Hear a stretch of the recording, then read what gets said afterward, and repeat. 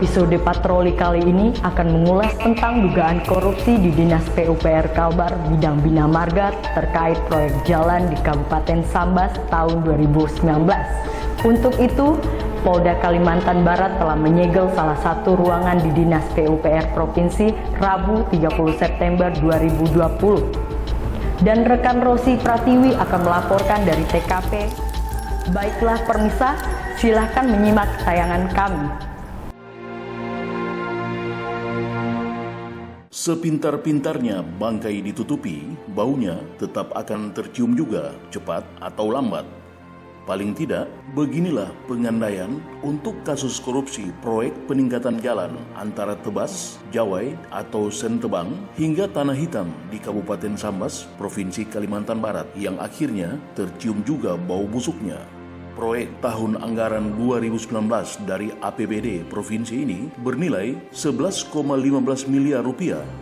Diduga proyek yang didanai dari uang rakyat ini melibatkan pihak kontraktor pelaksana dan oknum-oknum di Bina Marga, Dinas Pekerjaan Umum dan Perumahan Rakyat atau PUPR Provinsi Kalimantan Barat. Ibarat tikus yang bersembunyi di got saat kekenyangan, maka beginilah kelakuan oknum-oknum ini. Mereka tidak peduli dengan keluhan sebagian besar warga yang bermukim di seluruh titik proyek tersebut.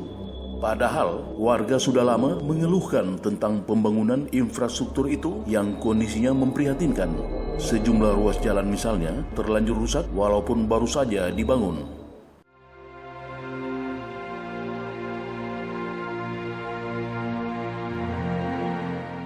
Tidak heran pihak Polda Kalbar bergerak cepat setelah sekian lama mengendus dugaan korupsi dalam pengerjaan proyek peningkatan jalan di kabupaten yang berbatasan langsung dengan negara bagian Sarawak, Malaysia ini. Belakangan, pihak Polda Kalbar lewat Direktorat Kriminal Khusus melakukan penggeledahan, kemudian menyegel ruang rapat bidang Bina Marga di kantor Dinas PUPR Provinsi Kalimantan Barat hari Rabu tanggal 30 September tahun 2020. Penggeledahan dan penyegelan ini dipimpin langsung oleh Direktur Kriminal Khusus Polda Kalbar, yakni Kombes Duda Nusaputra. Baik, Mega Karina Mamusung bersama saya di sini Rosi Pratiwi. Saat ini saya sedang berada di salah satu ruangan yang disegel oleh Polda Kalimantan Barat. Bisa Anda lihat di belakang saya di sini, salah satu ruangan yang disegel. Penyegelan ini dilatar belakangi adanya dugaan korupsi pembangunan jalan di Kabupaten Sambas yang sudah ditangani Polda Kalbar sejak Maret 2020 lalu. Sebelum dilakukan penyegelan ini, tim penyidik tindak pidana korupsi Diskremsus Polda Kalbar melakukan penggeledahan sejumlah ruangan Dinas PUPR bidang Bina Marga. Selain menyegel, polisi juga menyita sejumlah barang bukti yang terkait dengan kontrak kerja tersebut. Saat ini sudah 10 orang saksi yang telah diperiksa. Penggeledahan disusul penyegelan juga dilakukan di kantor kontraktor pelaksana proyek tersebut, yakni PT Batu Alam Berkah di Pontianak, sebagaimana dilaporkan oleh reporter Mega Karina Mamusung dari kantor perusahaan kontraktor ini. Pemirsa, saat ini saya sedang berada di PT Batu Alam Berkah yang berada tepat di lantai 2 di belakang saya. Perusahaan ini merupakan pemenang tender proyek pembangunan jalan di Kabupaten Sambas. Kita lihat keadaan samping kantor yang ada di belakang saya. Kisah usang tikus-tikus kantor yang suka berenang di sungai. Inilah pintu menuju kantor di lantai 2 PT Batu Alam Berkah. Kantornya tampak kecil dan sempit, dan saat ini tidak ada terjadi aktivitas di kantor PT Batu Alam Berkah. Bisa dilihat pintu terkunci dengan rapat bersama gembok. Kantor ini terletak di lantai 2 permisa. Di depan kantor terdapat tempat pencucian mobil. Bisa dilihat. Tikus-tikus tak kenal kenyang, rakus-rakus bukan kepalan, otak tikus memang bukan otak. Tampak aktivitas tempat pencucian mobil yang berada di depan kantor PT Batu Alam Berkah. Adapun proyek peningkatan jalan di Sambas ini antara lain terdiri dari pekerjaan umum, drainase, pekerjaan tanah dan geosintetik, pekerjaan preventif, perkerasan berbutir dan beton semen, pekerjaan beraspal, struktur dan jembatan. Proyek peningkatan jalan Tebas, Jawai, Setebang, Tanah Hitam ini melibatkan pula join dari PT Batu Alam Berkah, yakni PT Tritunggal Rekayasa Persada. Warga Sambas memang sudah mempersoalkan hasil dari proyek ini. Bahkan di era media sosial atau medsos, sejumlah warga rajin menayangkan di akun mereka tentang kondisi proyek tersebut.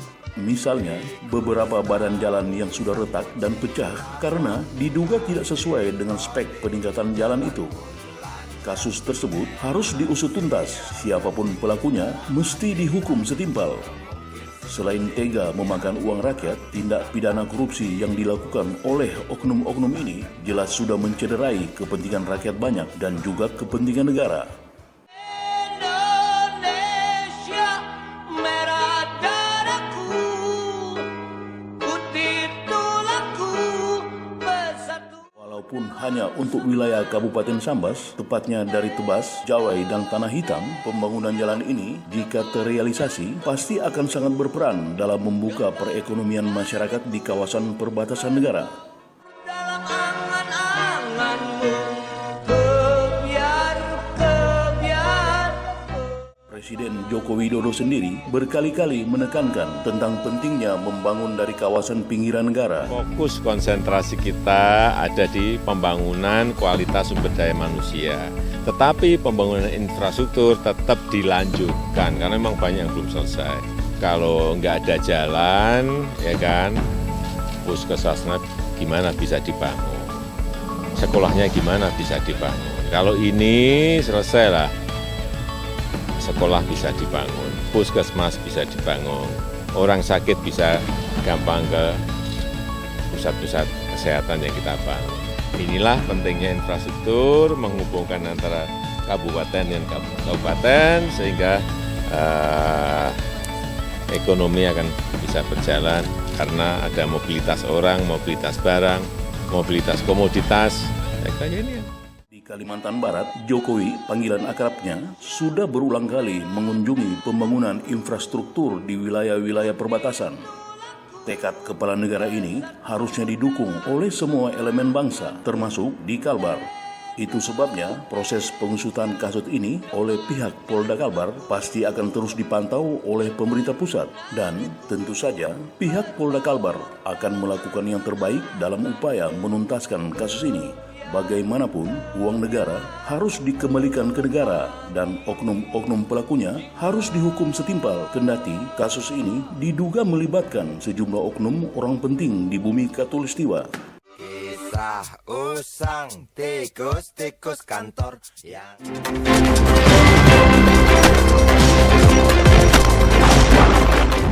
Pemirsa, tayangan tadi menandai akhir dari jumpa kita. Terima kasih atas perhatian Anda dan saya Mega Karina Mamusung bersama seluruh kerabat kerja yang bertugas mohon undur diri dari hadapan Anda. Salam Pemret TV. My